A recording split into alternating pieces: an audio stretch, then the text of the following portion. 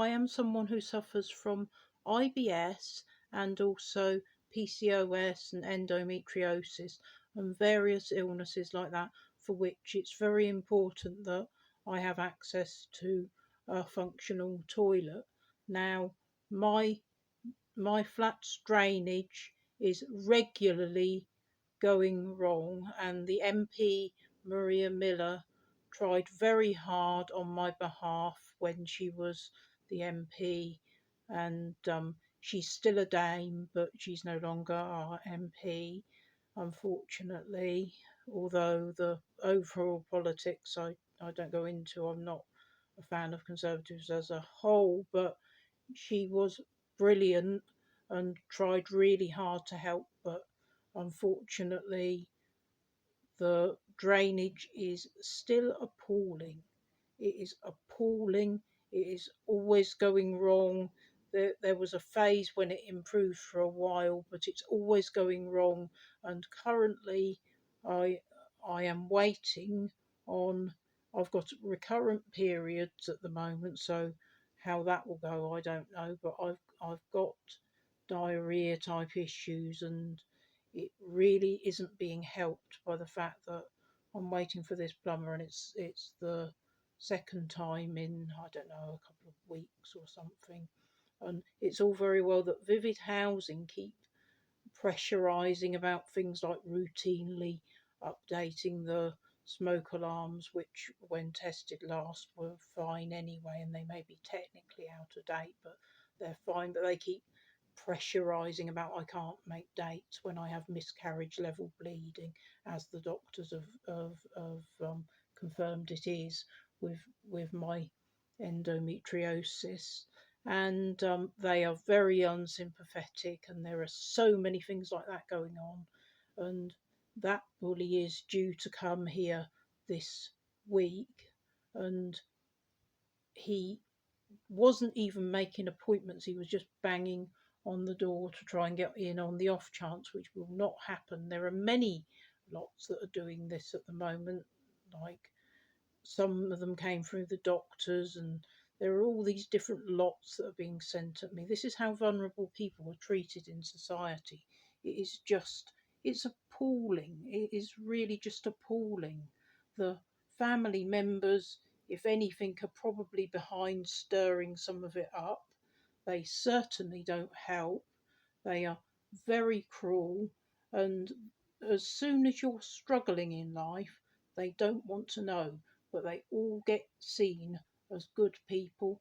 They are not. I have been let down by family, I have been let down by friends, I have been let down by, and my husband and carer, Colin, is one of the few people who are actually on my side, but people are continually not not letting him speak on my behalf and making me say over again that it's okay for him to speak on my behalf.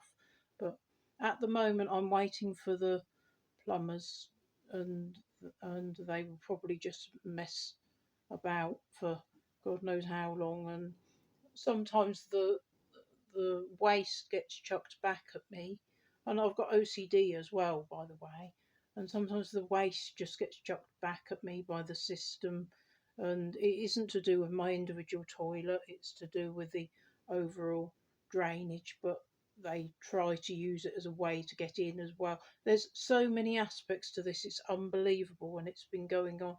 I mean, when I first came here in 2013, it was it didn't work then properly, and it doesn't work now properly, and it's just there's been so much cruelty. And I've asked somebody like my mum to speak on my behalf. She has refused.